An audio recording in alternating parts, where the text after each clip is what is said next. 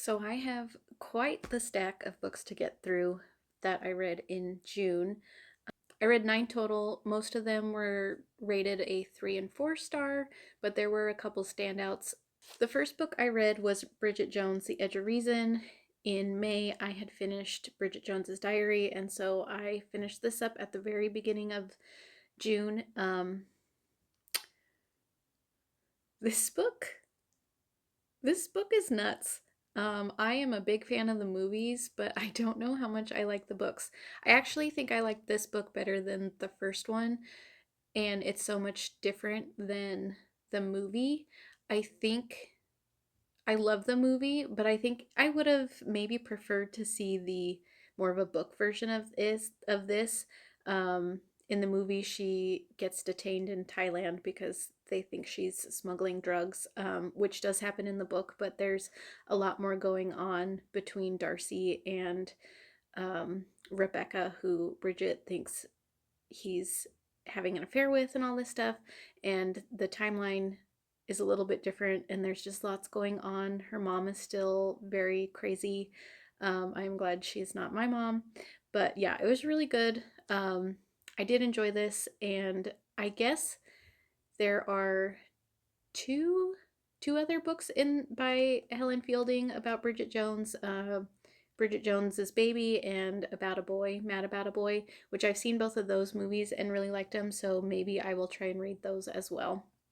And then after I finished Bridget, I went into a murder mystery phase and read 4 murder mysteries.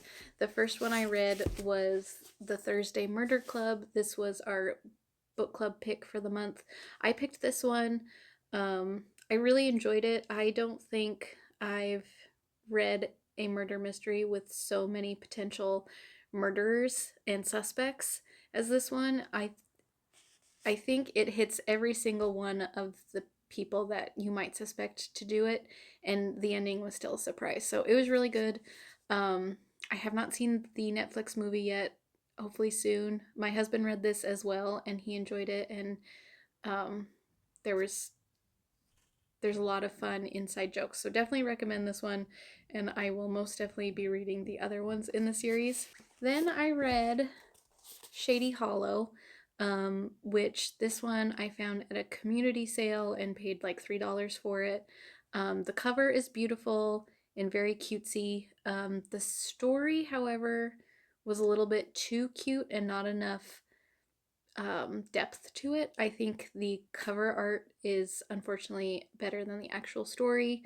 The authors relied heavily on caricatures of the woodland critters that are in this town, um, which I've gone over in another blog. And if there just wasn't much depth to the characters as a whole, I think they were just trying to cram a lot into the first book. I know there's like maybe 5 or 6 in this series.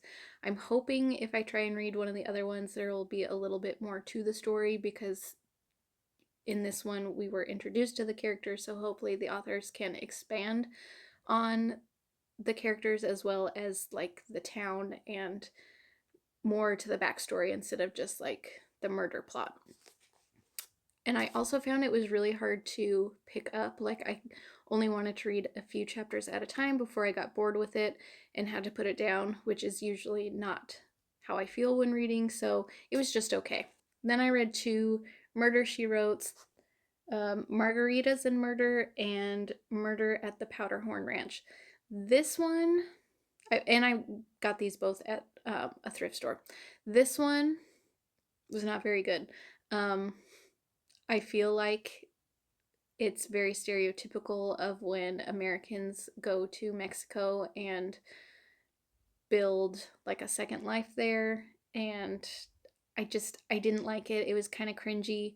The storyline wasn't very good. I didn't like the characters. But this one was really good. I mean, for what they are. They're not the best written books. But I did enjoy this one more than that one. I think I gave this one a 2 star, and I think I gave this one was either a 3 or 4 star. I've read 3 of these Murder She Wrote books, and this one was the best so far. The actual murder plot and like why a murder was committed was a little bit unclear. Like there were like two or three reasons why this person could have been murdered, and they don't really made a whole lot of sense to me, but the story was enjoyable. And then for my fiction and fantasy books that I read, I found Under the Whispering Door also at the community sale. I've read another one of this author's books, which House on the Cerulean Sea was really great. I loved that one. And then this one doesn't really have anything to do with that book at all, except the author does kind of mention just like a nod to that book. And he, but I don't know if it's in the same universe as this one, and it's definitely not part of that series. But this one was good. I really enjoyed it. However, it did take me more than half the book to really get into it. The first half was really slow and really character and world building that just took a while. But then once um, at about the halfway point, that's when it really started to come together, and you kind of saw where this story was leading towards. I almost didn't finish this because it just was really slow, but I'm glad I stuck with it because I think I gave it a 4 star. It was really good. It had a really happy ending, which I usually don't like for books. They're just not like completely happy endings are not realistic for me, but I thought it fit well with the story and what he was trying to say in it. So I really enjoyed this. I I just bought Somewhere Beyond the Sea, which is a follow up to House on the Cerulean Sea. So I'm hoping to read that in July, and I'm really excited for that one because I loved the first one. And then while I was in Idaho visiting family, my nana gave me some books. I don't think I've ever read Nicholas Sparks before, but she had two she wanted to give me, and so I took them. And it was a decent story. I'm not a huge contemporary fiction fan where it's very like heartfelt and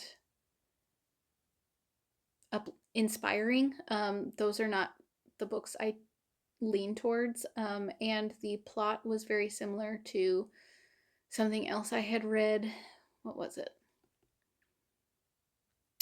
Oh, oh, the plot like the plot was completely different, but this book reminded me of um, Remarkably Bright Creatures and how the characters are kind of relate to each other. And so I kind of knew how this book was gonna end, and it did. Um, and I'm not so much, I don't really enjoy very religious books or books about people who have been in the military. Um, but I still enjoyed this one. So it was a solid read for me. I have one more that she gave me, The Wish, but that one is a Christmas December book. At least that's when it starts. So I'm gonna hold off on that one until we get into winter. And then when I got home from my Idaho trip, I went to the thrift store and bought a whole bunch of books. These were two of them. I think I bought 6 total from the thrift store.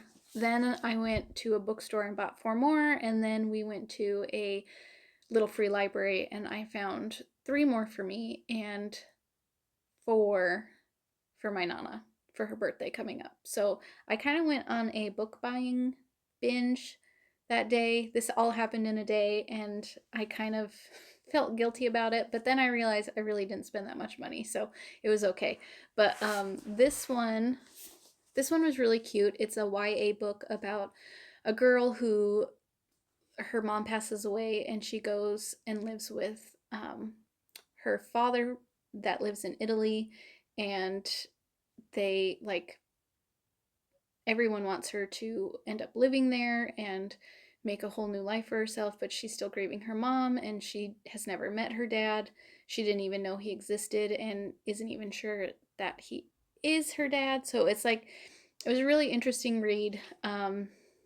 Very sweet book. I like the and then she ends up falling in love with a local teenager her age, which I really like that relationship. I feel like a lot of relationships that start off as friends to lovers or enemies to lovers have like a big miscommunication trope, and they spend half the book fighting and are just like not saying what they really feel, and it just then that makes the other person not say how they feel, because if this person doesn't love me, I'm not going to put myself out there, and it's just like this, it carries on through the whole book.